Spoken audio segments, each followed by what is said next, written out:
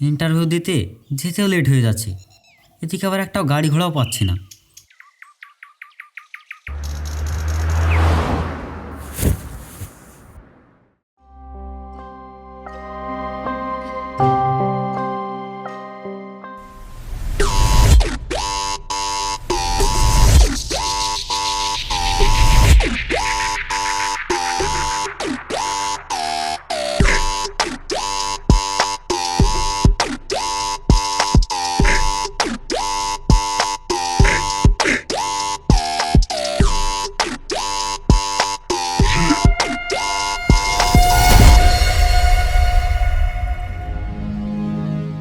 কি বললি তুই? প্রথমে ভেবেছিলাম আপনি হয়তো চোখে দেখতে পান না, এখন তো দেখছি আপনি কানেও শুনতে পান না। বেশি কথা না বলে আমি যেটা জিজ্ঞেস করেছি সেটার উত্তর দে। একটু আগে আমাকে কি বললি?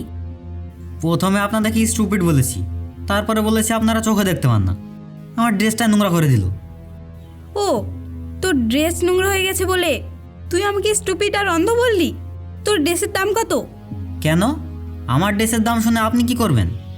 কারণ কারণ তোর এই ড্রেসের দাম আমি দেবো। এই নে, এই টাকাগুলো দিয়ে এইরকম 1000টা ড্রেস কিনে নিতে পারবি।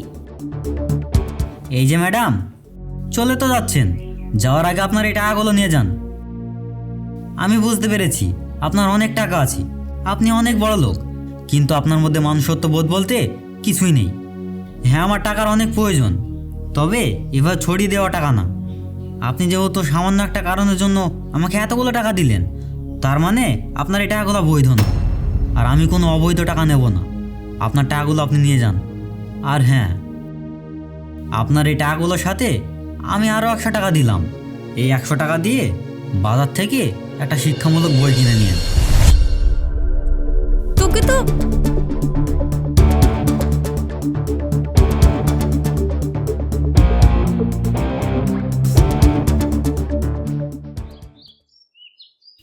মে I coming ma'am? Yes come. আসলে ম্যাম, রাস্তায় একটা ঝামেলার জন্য আমার একটু আসতে লেট হয়ে গেল। তুই তুই এখানে কি করছিস? আমারও তো একই প্রশ্ন। বাই দ্য ওয়ে, আপনি এখানে কি করছেন? আমি তো এখানে আমার চাকরি ইন্টারভিউ দিতে এসেছি। ও, তার মানে তুই আমার কোম্পানিতে সামান্য ম্যানেজারের পোস্টের জন্য এসেছিস? আবার তুই আমার সাথে রাস্তায় দাঁড়িয়ে খারাপ ব্যবহারও করেছিস। আপনার কোম্পানি মানে? সরি, আসলে আমি জানতাম না যে এটা আপনার কোম্পানি। জানলে আর রাস্তায়... থাক, আর বলতে হবে না। রাস্তায় কি হয়েছে সেটা তুইও ভালো করে জানিস, আর আমিও জানি। তাই তোর সাথে কথা বলার ইচ্ছে আর আগ্রহ আমার কোনোটাই নেই। তুই এখন যা এখান থেকে। ম্যাডাম, আসলে আমার মা খুব অসুস্থ। আমি অনেক আশা নিয়ে এখানে এসেছিলাম চাকরির জন্য। আমি বুঝতে পারিনি যে এটা আপনার কোম্পানি। আচ্ছা ঠিক আছে, আমাকে আপনাকে চাকরি দিতে হবে না, আমি আসছি। এই শোন, ইয়েস ম্যাম। তোর চাকরি কনফার্ম। আগামীকাল থেকে জয়েন করবি। কি বলছেন? সত্যিই কি আমার চাকরি কনফার্ম? হ্যাঁ, তোর চাকরি কনফার্ম। আগামীকাল থেকে তুই আমার পার্সোনাল অ্যাসিস্ট্যান্ট। কিন্তু আমি তো শুনেছি এই কোম্পানিতে ম্যানেজারের প্রয়োজন। আপনি হঠাৎ... শোন, এই কোম্পানিটা হচ্ছে আমার, তাই আমি কোন পোস্টের লোক নেব কি নেব না সেটা সম্পূর্ণ আমার ব্যাপার। তোর যদি ভালো লাগে করবি, না হলে চলে যা। বাড়িতে মা খুব অসুস্থ, আবার সংসারের যে হাল, আমি রাজি হয়ে যাই। হ্যাঁ ম্যাম, আমি এই চাকরিটা করতে রাজি আছি। ওকে, ফাইলটা এখানে রেখে যা। কাল কখন কোথায় যেতে হবে সেটা আমি বলে দেব। আচ্ছা ঠিক আছে ম্যাম।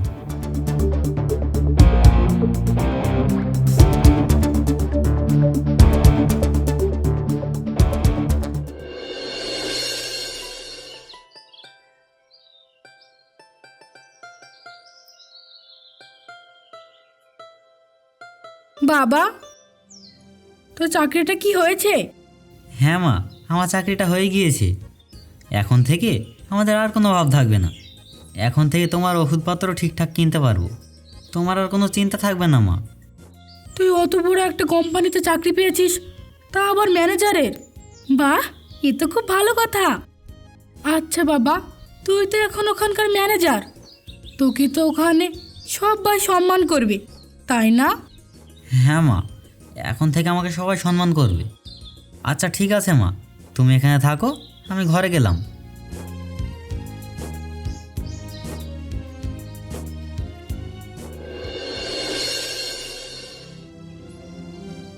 কি ব্যাপার? আমি তো ঠিক বুঝতে পারলাম না। আজ তো অফিসে ম্যানেজার নিয়োগ করার কথা ছিল, তুই হঠাৎ পার্সোনাল অ্যাসিস্ট্যান্ট নিয়োগ করলি যে? বাবা, এর একটা কারণ আছে। কারণ আমি একজনকে উচিত শিক্ষা দিতে চাই। সে আমাকে রাস্তায় দাঁড়িয়ে অপমান করেছে। এখন তাকে যদি শাস্তি দিতে চাই, তাহলে তো তাকে আমার কাছাকাছি রাখতে হবে, তাই না? তাই আমি ওকে আমার পার্সোনাল অ্যাসিস্ট্যান্ট হিসেবে রেখেছি। Hello ma'am, good morning. আপনি হঠাৎ আমাকে আপনার অফিসে না ডেকে আপনার বাড়িতে ডাকলেন যে? শোন, তুই এখন আমার ওই গাড়িটা মুছে দিবি। কেন ম্যাম, আমি এই কাজ করবো কেন? আমি তো আপনার বাড়ির কাজের লোক না। তুই আমার বাড়ির কাজের লোক না, কিন্তু তুই আমার পার্সোনাল অ্যাসিস্ট্যান্ট। এখন তুই আমার পার্সোনাল অ্যাসিস্ট্যান্ট হিসেবে তোকে আমি যাই বলবো তোকে তো তাই শুনতে হবে, তাই না? নে, এবার কাজটা শুরু কর। কিন্তু ম্যাম, কি হলো? এখনো দাঁড়িয়ে আছিস যে? আমার মেয়ে কি বললো সেটা কি কানে যায়নি? শোন, আমার মেয়ে কিন্তু খুব রাগী, ওর কথা না শুনলে তোকে আজকে কাজ থেকে বার করে দেবে। আমি এখন সব কিছু বুঝতে পারছি। ম্যাডাম আমার সাথে এমন কেন করছে? আমার তো এখন আর কিছু করার নেই। আমাকে সব কিছু মুখ বুঝে সহ্য করতে হবে, না হলে তো আর আমার চাকরি থাকবে না। আচ্ছা ঠিক আছে ম্যাডাম, আমি এই কাজটা করছি।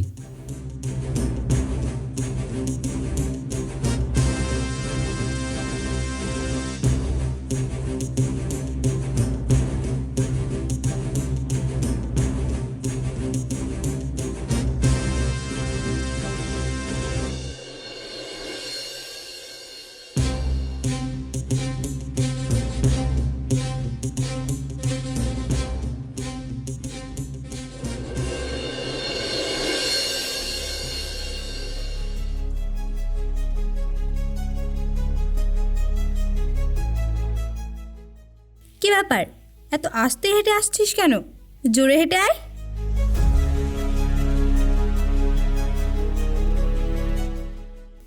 ইস, আমার পায়ে তো ময়লা লেগে গেল। এই, আমার জুতোটা পরিষ্কার করে দে তো। আমি জুতো পরিষ্কার করব? তা আবার এই রাস্তার মাঝখানে? হ্যাঁ, জুতো পরিষ্কার করবি, কারণ আমি তোর মালিক আর তুই হচ্ছিস আমার সামান্য কর্মচারী। তোকে যেই কাজ বলবো তোকে সেই কাজ করতে হবে, আর তা না হলে তো বুঝতেই পারছিস তোর আর চাকরি থাকবে না।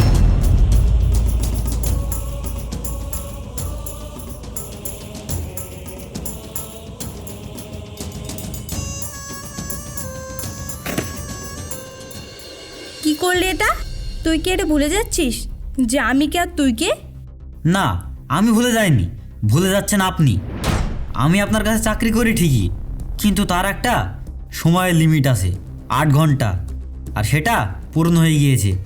আর এখন আমি আপনার চাকর না, আর আপনিও এখন আমার মালিক না। আর আপনি কেন যেমন করছেন সেটা আমি ভালো করেই জানি।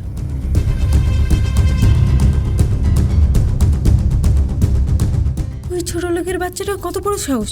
ও আজকেও আমাকে অপমান করলো। এর একটা উপযুক্ত শাস্তি আমি ওকে দেব।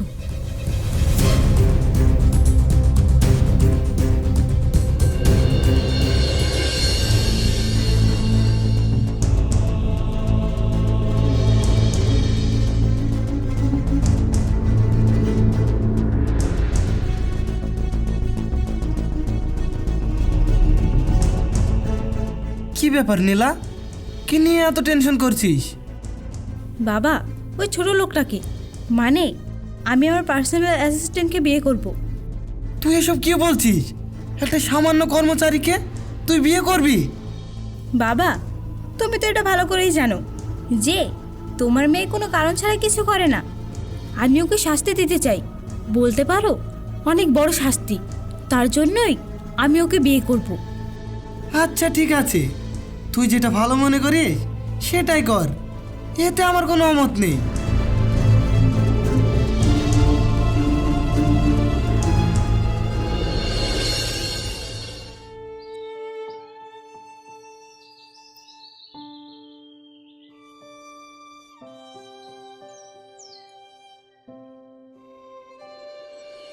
মা, ভাত হয়েছে? অফিসে যেতে লেট হয়ে যাচ্ছে তো। ভাত হয়ে গিয়েছে। তুই কি টাকার ম্যানেজ করতে পারলি? তুই যে বললি তোর ওই অফিসে বসের সাথে টাকা ধার নিবি, কিছু কি ম্যানেজ করতে পারলি? দেখ বাবা, আমার তো শরীর দিন দিন খারাপ হয়ে যাচ্ছে। না, আমি এখনো টাকার ব্যবস্থা করতে পারিনি। তবে দেখি, আজকে বসের সাথে কথা বলে টাকার একটা ব্যবস্থা করে ফেলবো। তুমি কোনো চিন্তা করো না। চলো, ভাত দাও গা, অফিসে যেতে লেট হয়ে যাচ্ছে তো। আচ্ছা ঠিক আছে, চল ভিতরে চল, খেতে দিই।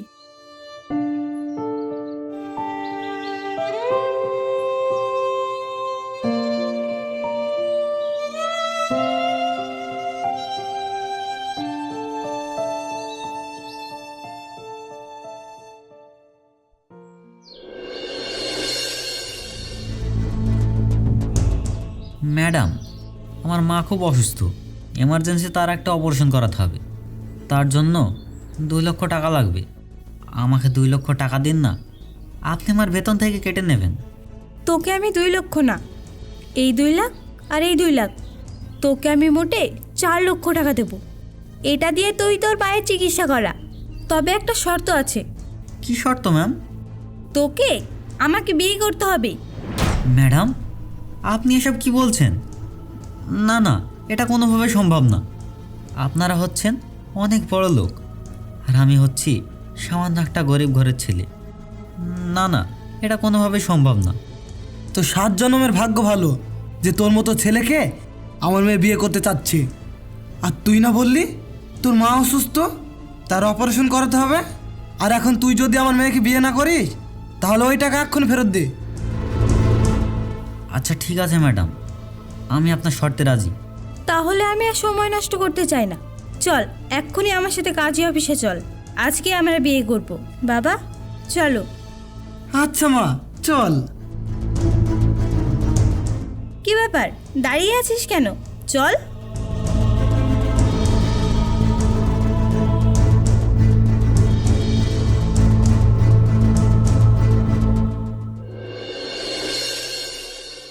চলো।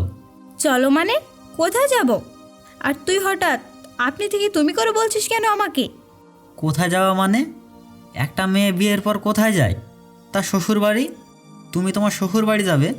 আর তুমি হচ্ছ আমার বিয়ে করা স্ত্রী। তোমাকে আমি তুমি করে বলবো না তো আপনি আপনি করে বলবো? বেশি সাহস হয়ে গেছে তাই না তোর? স্বামীর অধিকার দেখাচ্ছিস? তুই জানিস আমি তোকে কেন বিয়ে করেছি? সেটা জানার বিন্দু পরিমাণ কোনো আমার ইচ্ছা নেই। যাই হোক, চলো এখন বাড়ি চলো। আমি যাব না মানে যাব না, আমি কোথাও যাব না। ঠিক আছে, তাহলে আমিও আইনের সাহায্য নেব। তারপর দেখি তোমার মান সম্মান কোথায় যায়। মা, তুই আর অমত করিস না।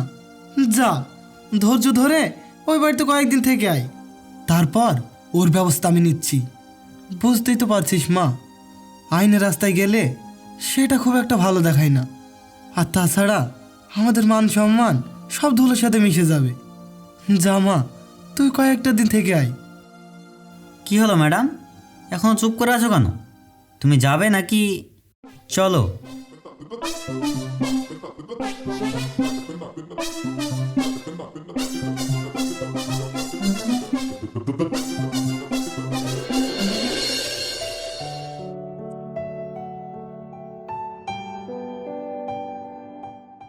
মা, কোথায় গেলে? বাইরে এসো। বাবা, তুই এসেছিস? তোর সাথে এই মেয়েটাকে? ওর নাম নীলা, তোমার বৌমা। তুই বিয়ে করেছিস? কি হলো, মাকে সালাম করো। কানে কি কথা ঢুকছে না?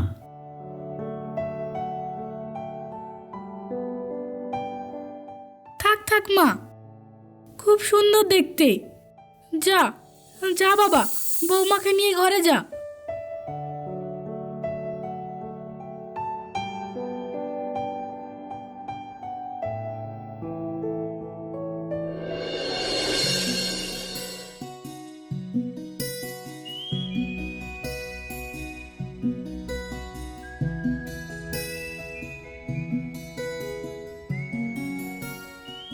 কি ব্যাপার, তুমি এখানে দাঁড়িয়ে ফোন টিপছো? বাড়ির কাজগুলো কে করবে? দেখ, আমি শুধু আমার বাবার সম্মান রাখার জন্য আমি এই বাড়িতে এসেছি।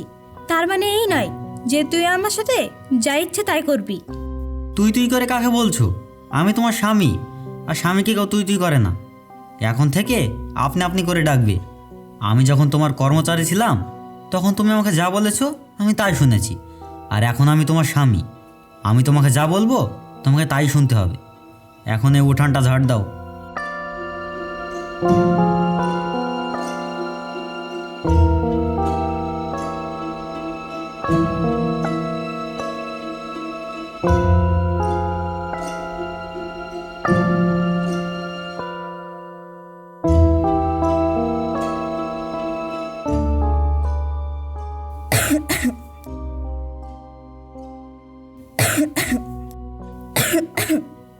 তুমি এসে পারবে না বৌমা, আমাকে দাও, আমি ঝাড় দিচ্ছি। তুমি ঘরে যাও।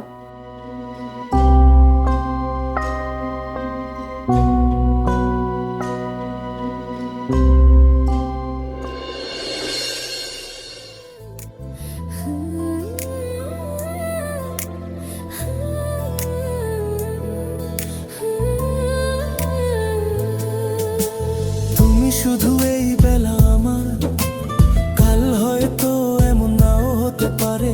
হয়তো তুমি আর তুমি নও, হয়তো আমরা আর আমরা নই। যদি এই পথগুলো আলাদা হয়, আমাকে দাও।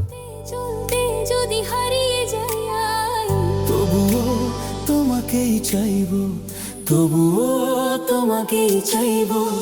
এই চাওয়ায় মরেও যাব, তবুও তোমাকেই চাইবো। আমার সব নীরবতার মাঝে।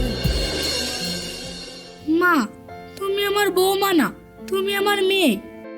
আমার সামর্থ্য অনুযায়ী আমি এই জিনিসগুলো তোমার জন্য কিনে এনেছি।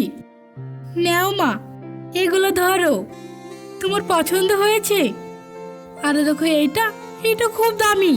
এটা অনেক সাবধানে মাখবে। তোমার পছন্দ হয়েছে তো মা?